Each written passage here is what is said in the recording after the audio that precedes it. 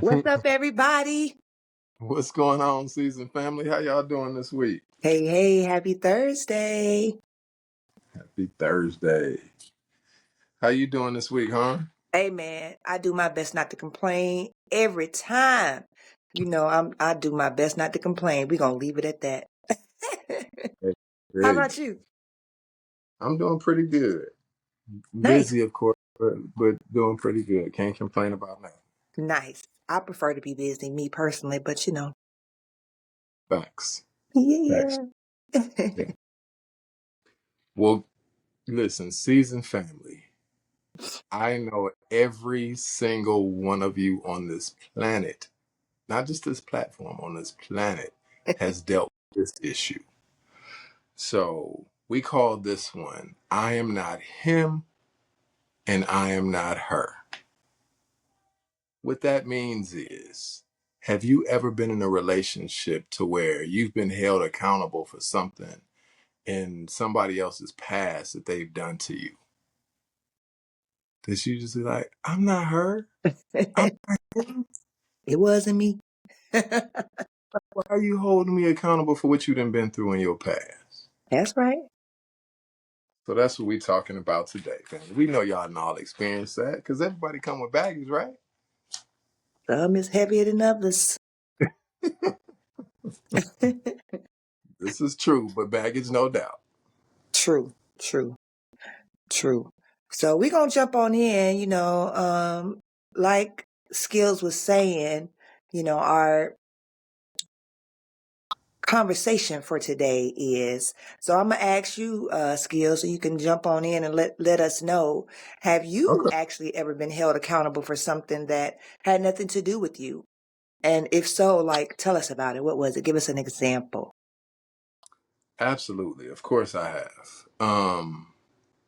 I would say one of the biggest ones is just, me being held accountable for somebody else cheating. Ooh. I wasn't that brother. It wasn't me. I did that. Like, why I gotta be punished and why I can't, wear what I want to wear and step out how I want to step out and look how I want to look because that other brother cheated on you. Okay. Um, so that's probably one of the biggest ones for me is dealing with somebody who had been cheated on and treated me like I was on a daily basis capable of doing just that and out to do just that on a daily basis, just cheat on you because that other brother done cheated on you. Terrible. I'm so sorry he did that to you. I'm so sorry. Correct. But I'm not him. He ain't me. And I'm Nope. sure we don't even look alike. Okay. What about you? Well, interestingly enough, I of course have dealt with you know, this issue, and it didn't occur though until I was, a little more seasoned. Like, I didn't really run into this as much when I was younger. At least I didn't personally. But when I crossed over 40, somebody that I was dating, they were so insecure. I had never dated an insecure man before. And it was new. It was a first and a last. That immediately after that encounter went on my list as, things that I will not deal with. Now is different if you have, everybody has a few insecurities, but if you have them under control or you can manage them, that's one thing. But if that's like your go-to language, then yeah, it's an absolute no for me. So, I just ran into somebody who they had also been cheated on, but I don't know if that was the like the real issue. I think really that the issue was that they were insecure. And I'm sure that the cheating episode did not help the insecurities, but I got blamed for, if you know me, I'm a very, you know, uh, people person. So I know a lot of people. I talk to a lot of people. So baby, if we was out and about, oh, don't let everybody be saying hello to me or, you know, coming up and giving me a hug or like, oh my God, or giving me a compliment. Oh, baby child, we was gonna talk about it for the rest of the night. I will not. I will not do that. I'm not going to, change my personality because it makes you uncomfortable. I'm not going to stop talking to people that I've known for 20 and 30 years because, they're attractive man like my co-host is. No, I'm not going to do that.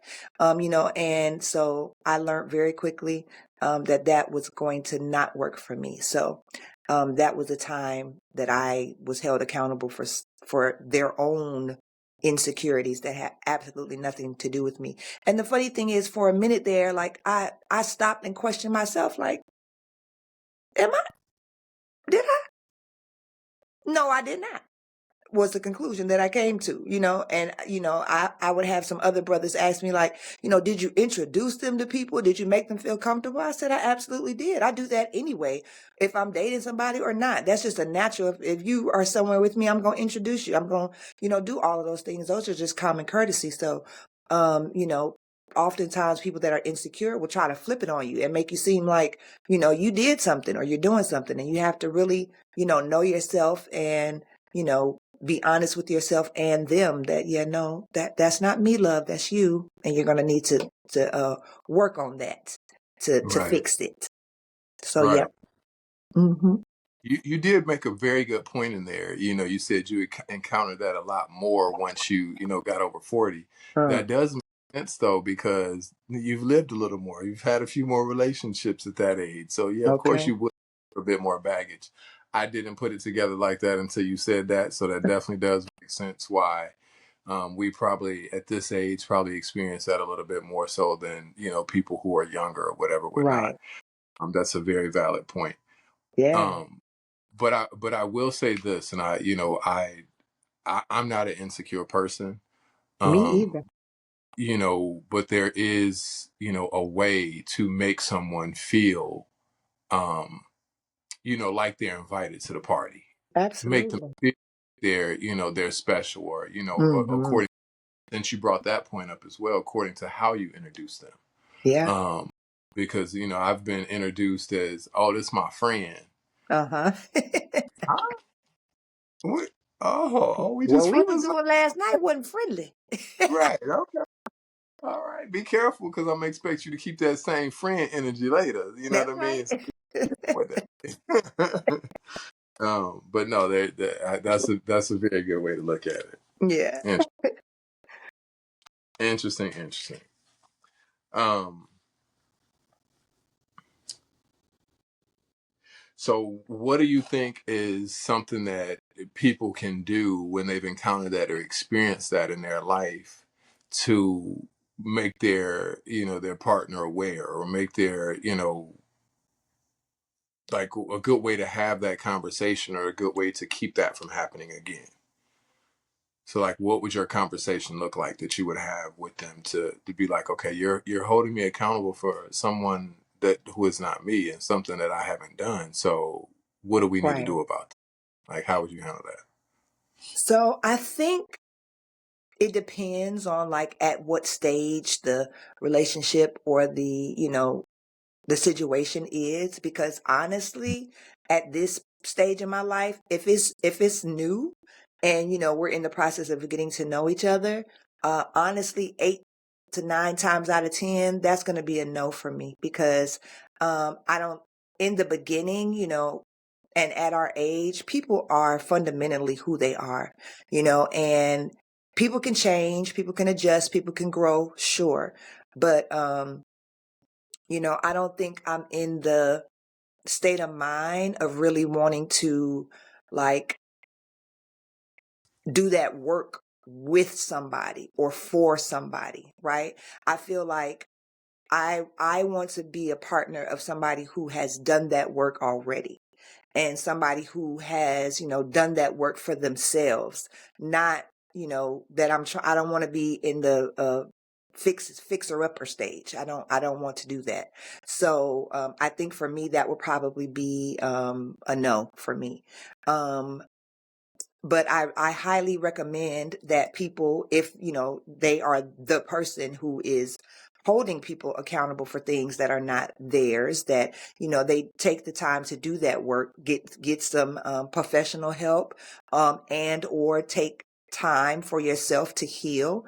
That's very important. A lot of times people jump from one thing to another just because they don't want to be alone or don't want to deal with themselves. So they just jump to the next thing and take all the baggage and things with them. So those would be my two suggestions, is that people need to, and also the third would be to, recognize and acknowledge that that's a thing for you. And, and once you recognize and acknowledge it, then you need to get help or heal. So that's what I would say. What do you think? I mean, I completely agree with you on that one. That's definitely what I would say, is to take the time for you to heal first, so you're not taking Hmm. that back into something new. And Hmm. if you are taking that baggage into something new, have an understanding that you're not healed. You're not where you should be, and you probably shouldn't be dating until you can get yourself together, because it's not fair for you to put your stuff and your situation or somebody else's that they don't even know onto this new person that you're dealing with. That's right. Because that's not a sign of a healed person. That's not a sign of a person who is ready to be in a relationship with anyone. That's right. It doesn't matter what, yours and I standards are and what we, hold, how we view it. Uh-huh. If there's ones that are, holding you accountable for something else, like, get it together. I mean, I mean, I agree with you. If it's on that level to where you definitely need to talk to somebody and need to have a true understanding as to who you are and how Hmm. you. If you can't see it, or you too far gone that you can't see it and you don't get it, and you've heard that from somebody else, or somebody told you that, hey, like what you bringing to me is not me, like that's not who I am, then Right. you might want to try to listen to them and figure that out, or get a better clarity or understanding on what that looks like for you, and why would you say that, or why would you think that I'm trying to hold you accountable for what my ex did? Right.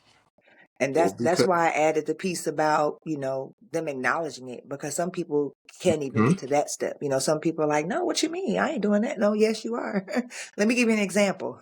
See, that's the thing about me. right, I'm going to have the receipts for you every time. absolutely, absolutely.